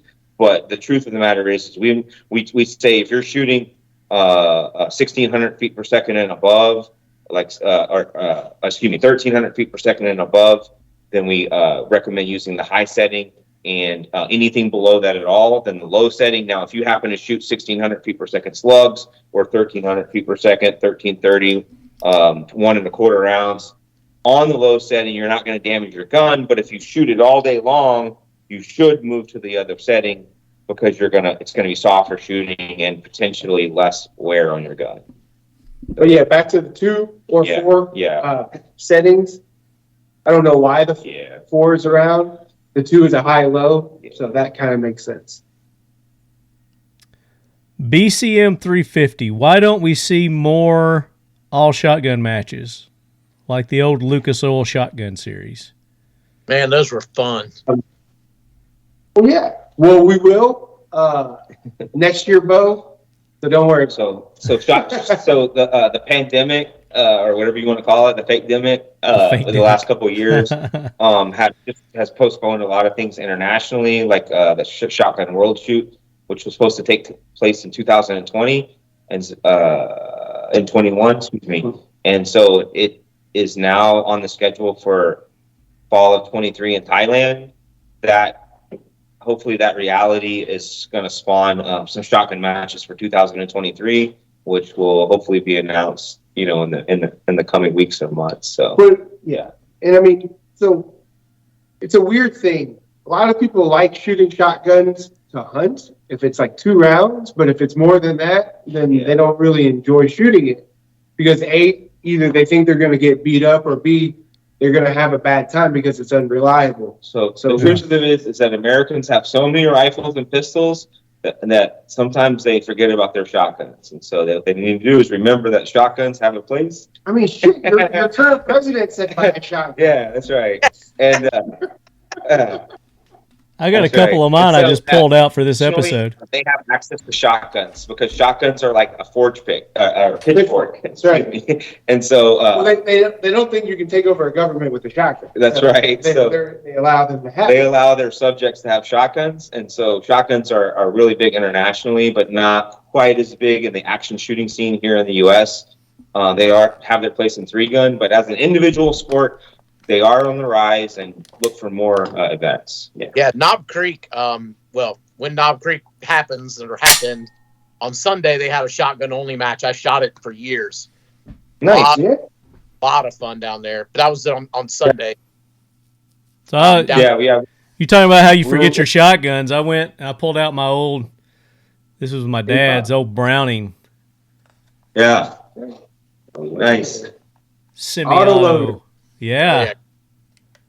Yeah, I bought a Remington Model 11, and I was able to. It had been somebody had like put it on a buffer, but it's a 2-digit, and so I bought it for a couple $100, but it's a 2-digit.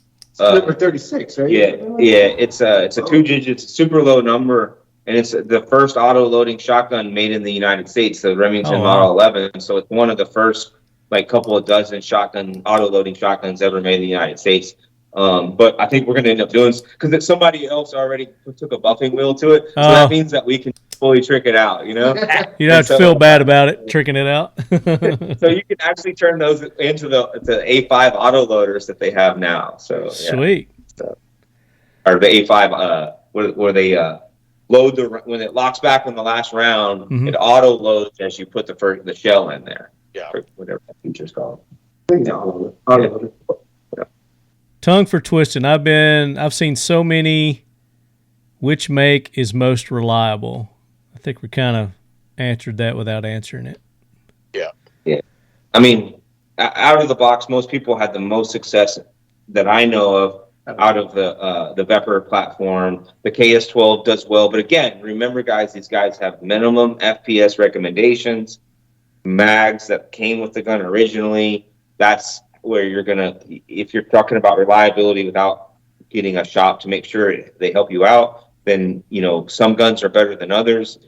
It's just the nature of the way when they were built, who they were built by, what lot they were, all those kind of things. So take your bolt hold open system out of your Veper if it's giving you malfunctions, and then you most likely you'll be all right. You'll be all right. There you go. Yeah. John Adams asked, was the AK-style shotgun ever adopted by Warsaw militaries, or was it designated originally for civilian sporting purposes? We kind of answered that a little bit. Started off civilian. Military did modify it, started using it for military purposes. There's even NATO forces that use the AK shotgun. I've seen it deployed in certain photographs and so forth. The U.S. Coast Guard uses it. Crowd control a lot of times. A lot of times where they don't, they want a shotgun instead of a rifle, kind of thing going on. And then it's just shotguns are typically not going to be some kind of primary weapon, and so they're going to be more of like a secondary force or some type of crowd control situation. Which makes sense because, I mean, the ability to change between lethal and non-lethal so quickly. Yeah. Yeah. But again, those shotguns didn't come out until after the fall of the communists. Correct. So Yeah, those- the made- whole Warsaw thing's not part of it. yeah, it didn't during the Warsaw Pact. So That's right. Good point. But yeah, I've seen them like even on some French and German like police. Mm-hmm. yeah, national police in Europe. There's several people. You're talking about Estonians police. They use them. Yeah, but a lot of the former communist countries, their law enforcement uses them, not so much the military. That's right. So I was just looking here. Sometimes on Wikipedia it'll tell you what countries and who all's using stuff. Hey, I'll tell you who does use them is that there's Dissident Arms shotguns on 6 continents shooting every weekend. We send them to every continent besides Antarctica, and they get used in IPSC competitions and other. Current UK national champ, current South African national champ, Thailand national champ, I believe. Nice. So here's users. Belarus is allowed as civilian hunting weapon. Egypt, used by Central Security Forces. France, used by counter-terrorist units. Indonesia, National Anti-Narcotics Agency. Kazakhstan, civilian hunting weapon. Kyrgyzstan, police forces. Russia, Ukraine, United States. Some police forces use the Saiga 12 with SWAT teams and military police units such as the deployable specialized forces in the Coast Guard. And that's the United States that's using it. So there you go. Yeah, there's Very a few guys that built some for some of the agencies here and there that are quite old. They haven't re-upped in some time, but they've been out there. All right, lots of questions here, but I think we got most of them, or we've talked about it here. So, great questions, guys. I appreciate the participation, listeners. Very good participation this episode. So let's do this. I've got everybody written down here. I think I got everybody, so I'm going to go through it one more time here just to make sure I got everybody's name. And I'm telling you who I'm assigning numbers to. So we're going to do a random draw for our prizes. So Mike and Lan, pull up the random number generator if you've got one, or Drew if you've got one. And FPS Murdoch, he's number 1. Kits Miller 3-gun, he's number 2. Flood Munitions is number 3. Pew Pew RN, you're number 4. P-Man 301, you're number 5. Brett Bedau, you're number 6. Guns, Oil, and Dirt, you're number 7. Glautru, you're number 8. Nikolai, you're number 9. John Adams III, you're number 10. Mustang Perry, you're number 11. Ryan Reisner, you're number 12. Esom 87, you're number 13. Tongue for Twistin', you're 14. BCM 350 is 15. Bailey Muller, you're 16. Big Grizzly HTX is 17. B Hurst is 18. Richard Nim is 19. Jesse Bedau is number 20. And I think I got everyone. As of this recording. Now, if you post a question after this, I'm sorry, you just missed out. Did I get Mustang Perry? Yeah, Mustang Perry's on there. All right, so let's first give away a SIL 1 Plus CLP Plus kit, where you get the liquid, you get the paste, you get the cleaning towel, the brushes, and the pre-soaked pads. And I think he's probably got a 12 gauge version of this that he can send. But we'll set you up with whatever caliber you want for the kit. So, guys, random number generate 1 through 20. And what's our number? 2. Number 2. And that is Kitzmiller 3-gun. He needs. No, you don't give it to that guy. Don't give it to that. He needs some cleaning. He needs some fun. Come on. He's gonna get the seal one. Kitzmiller. He gets the seal. He's been talking about he's wanting some of that anyway. So, all right, next giveaway. Let's do the Mission First Tactical Dump Tray with the Talking Lead logo and Century Arms logo. And what's that? You got one? I think you sent it. Yeah, I got one of those. Those are awesome. Yeah. I wish you guys would let me know when your stuff arrives so I know, because I'm always hounding my guys like, did you send this yet? Did you send this yet? All right, ready? That's terrible. What? I said, hey, we got it.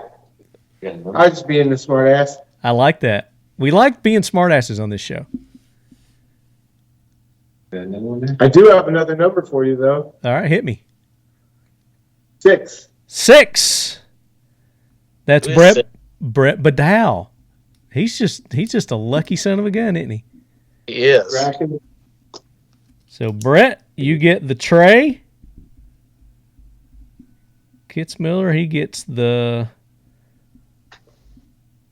seal one. All right, let's give away the. You want to do the Magwell? I like it. Are you doing yours together, or are you doing them separate? Two separate winners. There's 2 Magwell flares and a coupler. So there's 3 of them. 3, okay. All right, so for the first Magwell, who we got? Number 14. Number 14 is Tongue for Twistin'. There you go. You get a Magwell, flared Magwell extension from Dissident Arms. What do you call those? It's just our Dissident Arms Magwell flare. So it's a flared section bolts on there. I didn't know if you had a fancy name for it or something. No, we were importing these from an aftermarket company in Russia, but man, after the Ukraine thing, let's just say that's not too It's easy. a little tougher. Yeah. So we started manufacturing these here. Yeah. So. Do you guys know Neil, the combat accountant, Neil Vermillion? Just shot a match with them this weekend. Yeah. You know, we he shot just Sons of Liberty carbine this weekend. He was just there. got back from Ukraine. That's Yeah. right. Yeah. We're gonna have him on to talk about that. So He's a cool dude. He's a cool dude. So it was a competition where you're allowed to like shoot out in the open. You don't have to take cover, but this one stage, he shot off from cover, and I'm pretty sure it's because that's what he's been doing. Or restricting the other guys to do. Just his reflexes, right? Yeah. All right, let's do the other Magwell. 11. Number 11. Number 11, Mustang Perry. Mustang Perry, you win a Dissident Arms Magwell extension. Number 11. All right, now let's give away the coupler. The mag coupler. Lucky number 3. Looky there. That's our boy. So these are our side-by-side couplers. Yeah. They will cinch side-by-side or couple side-by-side 2 12-round, 10-round, 8-round. You can do 20s. I've seen them done before. But there's one you put high on the mag, another one you put low. These also do work on 308 P mags. So your SR 25 P mags. Just don't over-tighten them on those. I got a couple over there. Nice. All right, so Flood Munitions. That's our boy Evan, who's the marksman, ultimate marksman. Oh, look at that. So if he's a got a box gun or has a 308 with SR25 mags, he's in good shape. He's in good shape. Now he's got unless Coupler. now he doesn't. He has a reason to buy one. Well, yeah, it's like an AR. If you get an end plate, you have to build a whole gun. You know, It's true. If you get a free end plate, what are you going to do? Right. that's right. Got to get a gun to go with it. I mean, you know how it is. All right, next one is the 10-pack of U.S. Palm mags from Century Arms, where you get one of the banana mags, and you get the very rare alien mag, and then 8 other 30-round U.S. Palm mags. 30-round U.S. Thank you. 18. Bum, bum, bum. Behurst. Behurst, you get the mags. And those cool patches. Oh, yeah, and I forgot about the patches. Yeah, the patches come with the mags. Very good. So there you go, guys. Participate, listen, and win on the Talking Lead podcast. That's how we do it. So all you winners, you have to email. This is a great time to segue into the prize for the final episode of the AK Corner. But wait. So all you winners, you have to email me, talkingled@gmail.com, what you won this episode, and obviously we're going to need your shipping address, and I will forward that on to the guys to send you your awesome prizes. So if you don't contact me, you don't get it. And here's what we do to unclaimed prizes. We donate them to Sheepdog Impact Assistance. It's an organization that helps our first responders, our military, our law enforcement, disabled or retired men and women by taking them on outdoor adventures, taking them on hunts, and they also put together disaster recovery teams to go around the country, like just happened down in Florida when natural disasters hit and devastate an area. They send teams down there to help out. So great organization. Unclaimed prizes, we automatically will send them there. And you only have, I give you plenty of time. So if you got a couple of weeks to get your prizes claimed. After that, then they're unclaimed. So, all right. So the big news. We ready for the big news, Andrew? I'm ready. You can announce it, Marty. All right. So for our season 4 finale, Leadheads, we are going to give away in collaboration with Century Arms a BFT-47, another BFT-47. So if you were mad and pissed off you didn't win the first time, we're going to give away another one. And I haven't decided how we're going to give it away, Andrew. Well, I'd say have everyone follow your social media and be prepared for next month's AK Corner. There you go. Sure, man. You do you, Marty. You know more about that stuff than I do. Okay. Buddy. I'm just now finding out about this, so I didn't have time to prepare to come up with some kind of cool means to give the damn thing away. So, well, I fully trust that. Marty, I will come up with a great scheme for the Leadheads to get their hands on a brand new BFT-47. I will do that. And all rules and laws apply. So if you're not eligible to own a firearm, you're not eligible for the contest. So they got to throw that disclaimer out there. Yep. Got to give it to the sheepdogs. We could do that too. Yeah. All right, guys, that does it for the episode 11, season 4, episode 11 of the Talking Lead AK Corner, presented by Century Arms. We greatly appreciate Mike and Lan with Dissident Arms joining us. Guys, give out your website, your social medias, and all that. DissidentArms.com across all of them. Yeah, across all of them. Yeah, at Dissident Arms. DissidentArms.com, and then Instagram would just be Dissident Arms, and Facebook is the same. Do you guys have individual accounts? Yeah, but that's not important. It's all about you don't want people getting in touch with you on those. Yeah, we make. I mean, honestly, for me, I don't do too much personal. That's mainly through the company. But I mean, we are Dissident Arms. There's not like some board If somewhere. you get a response from there or the post, it's done from either Mike or myself. And so, and then, we have somebody that answers the phone. So if you call, then we're there, reach out to us if you need anything. If you got some kind of Saiga or Veper that you want built up, you want turned into the shotgun of your dreams, we can certainly do so. If you're looking to get into 3-gun competition, which I highly recommend, then we can take one of those shotguns for you, or you can buy one from us. We have, options that, will essentially last you a lifetime, but it'll help you compete at the highest level, or make sure that you have fun while you're competing, because your gun running makes you have fun. Yeah. And at the very least, you're going to look pimp. That's right. That's right. And, they do come in the color of your choice, and we have coders on staff. They can pick your favorite, skin from your local pattern or whatever. Maybe your last video game. Yeah, we can. If any of you lead heads order one, make sure you put the Talking Lead logo on there, the AK Corner logo. I want to see that on. I can laser it in there. That's right. Yep. I want to see that on a Dissident Arms shotgun. Very good. So go show Mike and Lan some love, lead heads. I don't know how much you appreciate them sharing the legication with you this episode. And our other sponsors, Mission First Tactical, you can go there, missionfirsttactical.com, use the code LEADHEAD. You're going to get 20% off there. Seal One, you go to seal1.com, use the code LEADHEAD. You're going to get 25% off there. Our buddy James over at Factory 47, see me wearing his awesome T-shirt here. He's got other cool ones too. He also has, Mike and Lan, he's got that a Calumet High School Wolverines class of 84 T-shirt.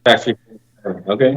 He's got those. And, of course, he's got our official Talking Lead AK Corner shirts, hoodies, hats. Leddies. Yeah, the Leddies. I don't have mine today, but he's got the AK Corner Leddies. So go there, Lead Head, 10% off anything at Factory 47. Of course, he's got all the factory logos, too, of all the AK manufacturers that you can get all that stuff on, too. Factory47.com. Defiant Munitions, you want some awesome ammunition that's not shotgun. You go to Defiant Munitions, all caps, lead head, 10% off. Go tell Pete Pie, your lead head. He'll probably hook you up with some more extra cool stuff. And then, of course, our friends over at IWIUS. I was going to talk a little bit about their shotgun that they have, too, but I think it's too much of an anomaly for what we've been talking about. It might throw everybody off. I'll have to do a special show just for it. The Tavor that they've got. Don't they have like a 3-barrel shotgun? Yeah, the TS magazine. It's got 3 5-round tubes. You have to manually rotate it between, but it's after a little bit of dry fire with it, it's actually fairly intuitive. Okay. Go ahead. RM Tactical that invented that and sold it to IWI. Was that the name of the company? I don't know exactly the lineage behind the gun itself, but I can see something like that. Yeah, I think it's SRM. I don't remember exactly, but it's definitely that tubular design came from a U.S. shotgun company. It didn't last very long because their shotguns were like $8,000. Yeah, IWI got that mag technology from them because that worked great. It was just so expensive. Yeah.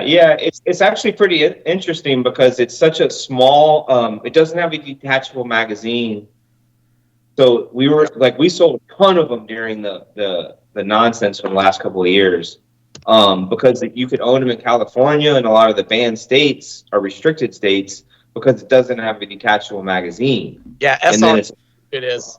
Your overall length is short, so you get a pretty compact gun with 15+1. So. There you go. Yeah, so it's a bullpup, right? Yeah, it's a bullpup shotgun. It's auto loader, auto shotgun, semi-automatic shotgun, but it's got 3 5-round tubes. Yeah. And then, as you lead heads have heard me talk about and see my social media post, we got more coming, and we're going to do a show to follow up. But we went to Gunsight and we got to run the bullpup by Smith & Wesson. Their bullpup 12-gauge shotgun, dual tube kind of deal, similar to the KSG shotgun. But we're going to do a show follow-up with that event that we did at Gunsight with Lockdown and 20 other social media and media people. It's a good time. There's secure walls or anything at Lockdown right now. You can use the code LEADHEAD. You're going to get 15% off. The walls will actually be released in January around SHOT Show. But we did the whole episode on it. You guys have heard about it. If you hadn't, go back, check out that episode. And then we're going to talk about the guns that we used at the event.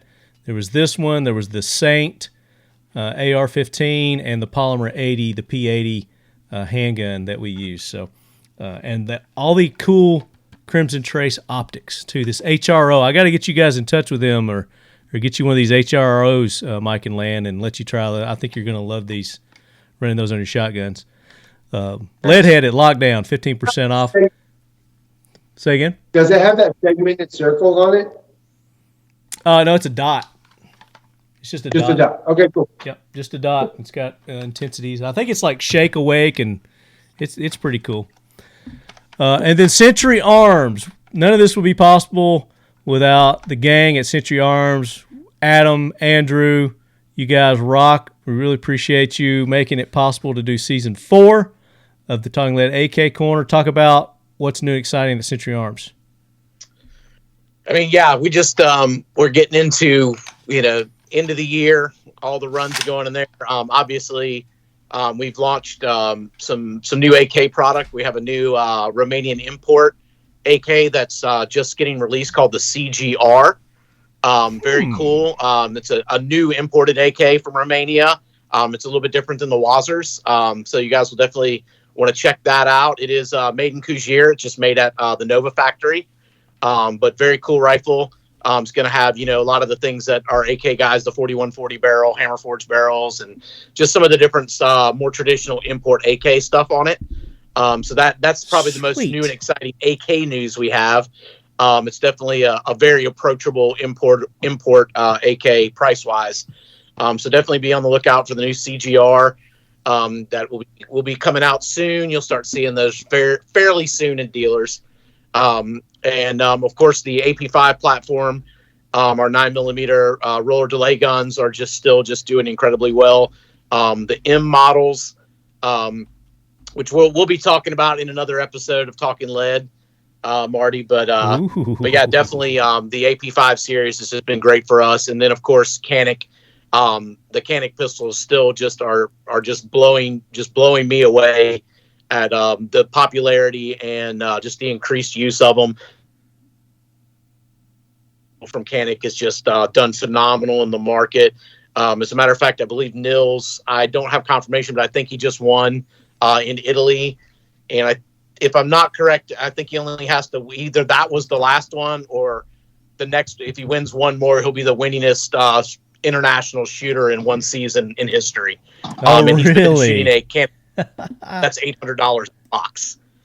And that's for our brand. And of course, Nils, just if you guys aren't familiar with him, he's our sponsored Canik shooter. Most people that are into competitive shooting are very aware of him, but no skills Nils on the Instagrams, Leadheads. Yeah, he's got some skills. The guy can shoot. Let's just say that. Yeah. But yeah, and he's shooting up. I mean, more or less a production rival out of the box and smoking, people from around the world repeatedly. So it's very cool that you don't have to have a $4,000 race gun to win big time competitions. So yeah, definitely the can stuff. But yeah, along lines of AKs, we've obviously the Wazers are still coming in occasionally from Romania, the Draco series. But the US AKs really is where our bread and butter is now for volumes. So yeah, there he is. And but yeah, our US AKs, the BFT-47 and Visca platform rifles and pistols are just fantastic guns, and we've just been doing really well with those, being able to get plenty to market. Well, the imports are sketchy at best lately. But yeah, that's what's going on at Century. That's a lot. Yeah. you had me at the AK when you first started talking about this new AK that you're going to start in with. Was it CGR? CGR, yeah. And that's from where? Romania. Romania. Yeah. it's a Romanian import gun, but yeah, we'll talk more about that, Marty. Once I get my samples in, we can go out and do a little range time, shoot some pictures, that kind of stuff. Hopefully I'll soon, and we'll get together on that CGR for another episode. Maybe talk about that in December. Oh yeah, absolutely. So, lead heads, be paying attention to my social medias.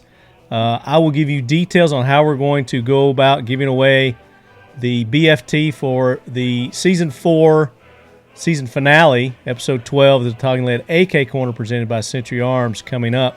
But again, like I said, until then, go show all our sponsors some love. Use those discount codes, and Black Friday's coming up too. So now's the time. This is the season to be jolly. So do you guys do gift cards at Dissident Arms? Sell gift cards? We haven't, but it's something we've been wanting to add. Yeah. So there you go. Probably get a big demand for that now. No, that's good. It's good. All right, lead heads. Until the next episode. Appreciate it. Stay tuned. Keep engaging us on the social medias, and show all our sponsors some love. And happy Thanksgiving. So that's coming up too. I forgot about Thanksgiving, guys. Happy Thanksgiving. Yeah, go get you a turkey on the Dissident Arms 12 gauges. That's right. Can you imagine somebody showing up to the turkey shoot with one of those? Oh, I've killed a bunch of turkeys with Saiga. Oh my gosh. Oh, That would be we've hilarious. been wanting to go to South America and shoot a no limit snow goose hunt. Oh my gosh. That would be unreal. I would love that. We have a couple of long barrel Saigas and Vepers. I say long barrel; they're 24 and 22 inches on the Vepers.